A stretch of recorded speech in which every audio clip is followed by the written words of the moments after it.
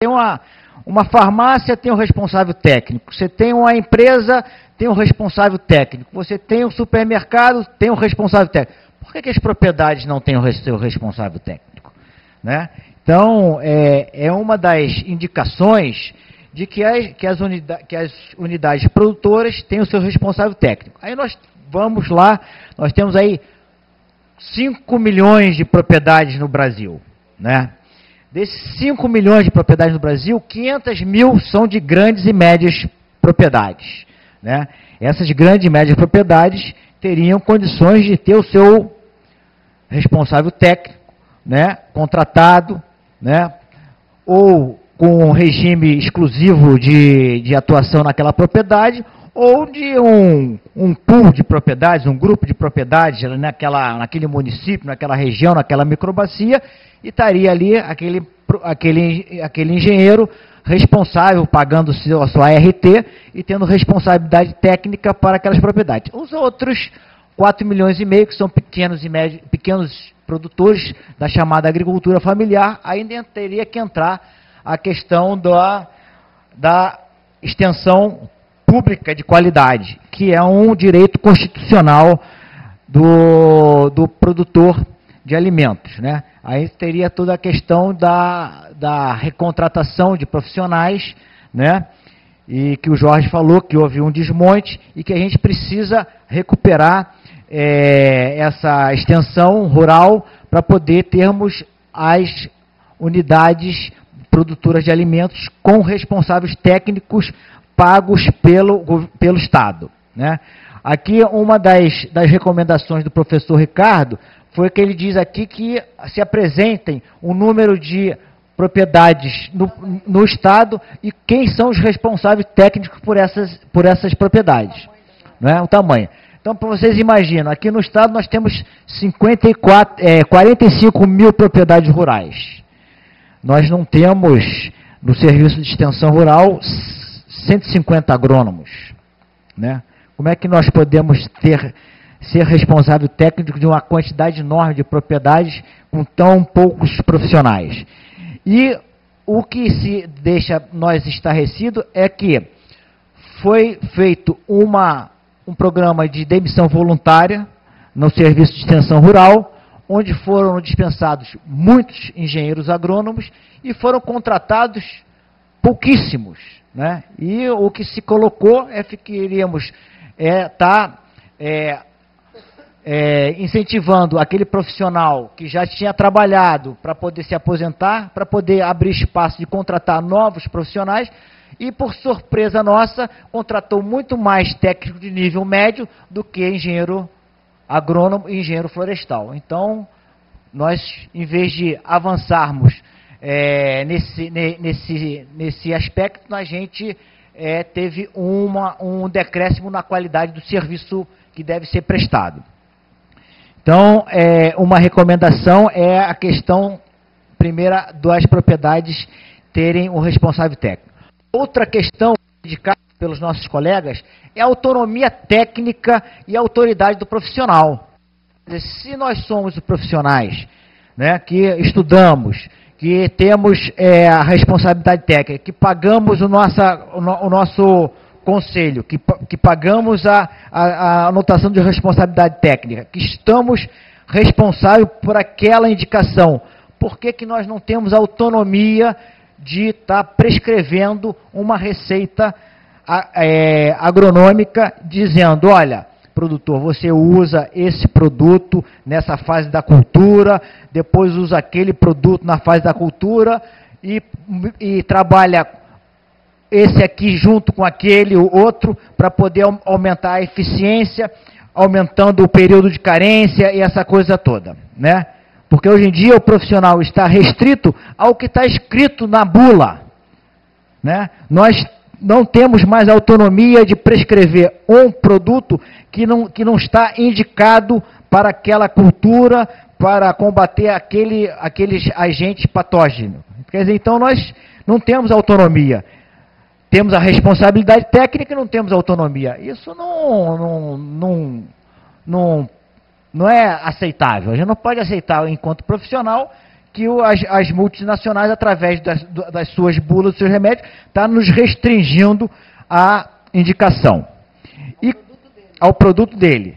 E nós sabemos, é discutido, que o registro que é feito no Brasil, nos 3 ministérios, eles são registrados para determinados produtos, determinadas culturas, as grandes culturas. Né? Então, as grandes culturas, a gente sabe que são, aqui no Rio de Janeiro, nós somos grandes produtores de tomate, mas nós temos as grandes culturas, grandes monoculturas, as culturas de exportação, onde as multinacionais vêm aqui e registram o seu produto para aquelas culturas.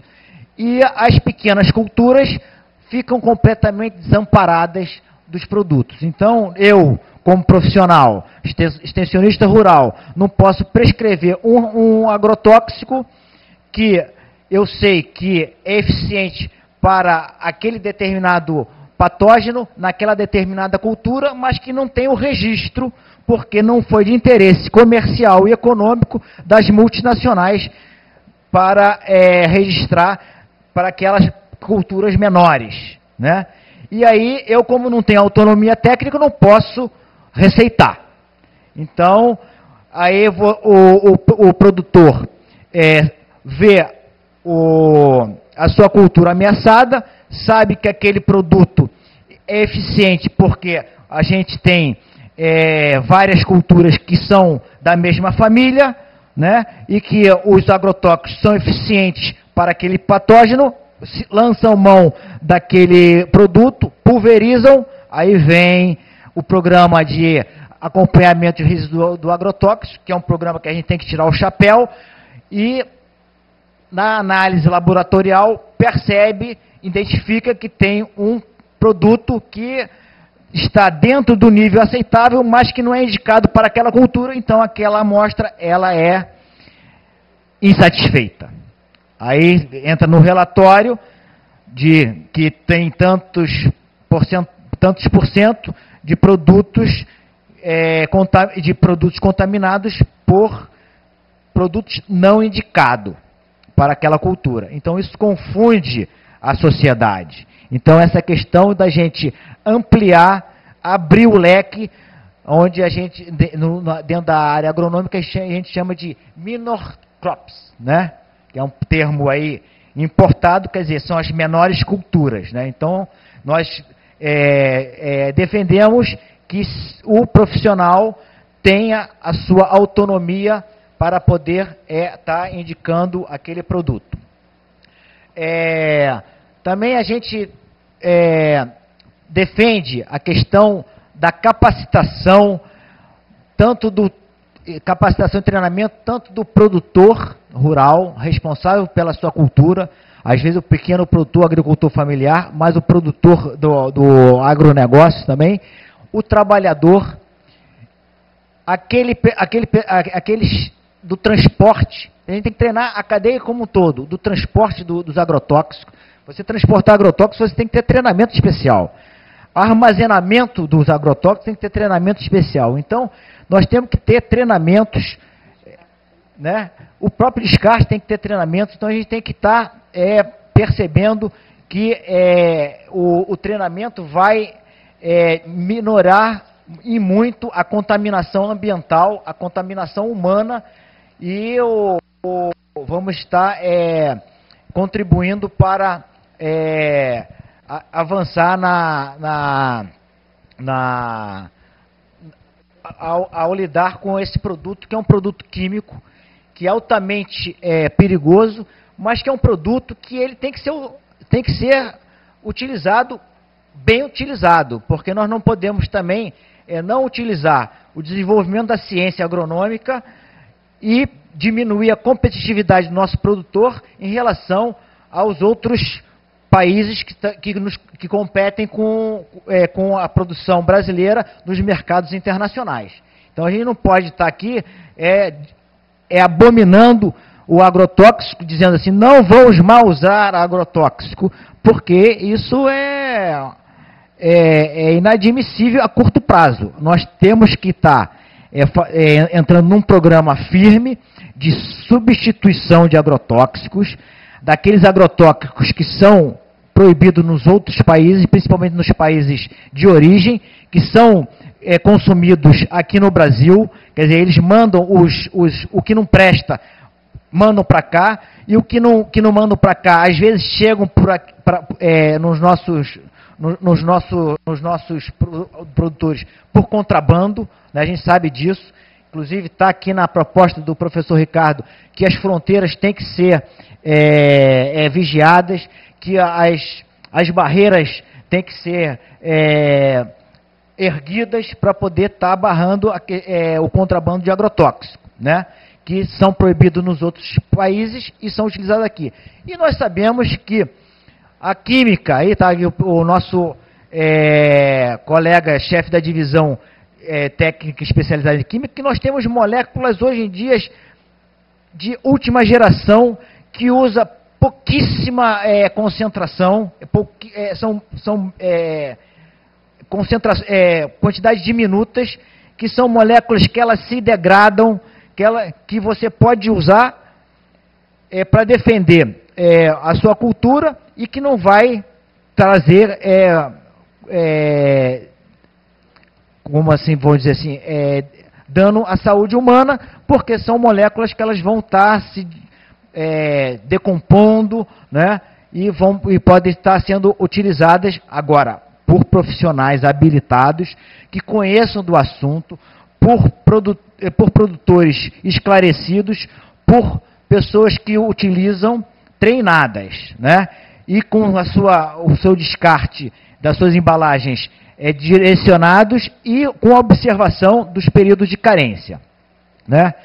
Então, a promoção de política de capacitação é fundamental. Nós falamos das derivas, né? Derivamento, né? Que você produz, que você consome no Brasil 5 quilos de agrotóxico por cada habitante ano, mas nós temos resultados de pesquisa que 90% do que se pulveriza, somente 10% atinge o alvo. Então, 90% é derivado, né, pelo vento, é derivado pela chuva, depois quando você pulveriza, vem a chuva, ela lava a lavoura, e também por problemas de mal manipulação desses agrotóxicos. Então, somente 10% desses agrotóxicos atinge o alvo. E nós, verificando os equipamentos de pulverização, os equipamentos não têm manômetro. Como é que você vai fazer uma pulverização bem feita se você utiliza os equipamentos sem saber a pressão que está naquele equipamento? Os bicos são completamente errados, né? Você não sabe qual tipo de bico que tem que usar. Então, por quê? Por falta de treinamentos. E a gente tem que chegar no ideal de que o agrotóxico seja pulverizado por empresas capacitadas, habilitadas, registradas e acompanhadas por profissionais habilitados para poder fazer a pulverização de agrotóxicos. Esse negócio de produtor pulverizar o próprio agrotóxico, isso é coisa de país em desenvolvimento e país subdesenvolvido, porque nos países desenvolvidos, quem aplica agrotóxico não é o produtor. Quem aplica agrotóxico nos países desenvolvidos são empresas especializadas que têm conhecimento de causa e que sabem como devem pulverizar os agrotóxicos. Questão da propaganda. Fala-se na propaganda dos alimentos. A nossa população está obesa por causa da propaganda dos alimentos. Nossos filhos vão no supermercado e compram o quê?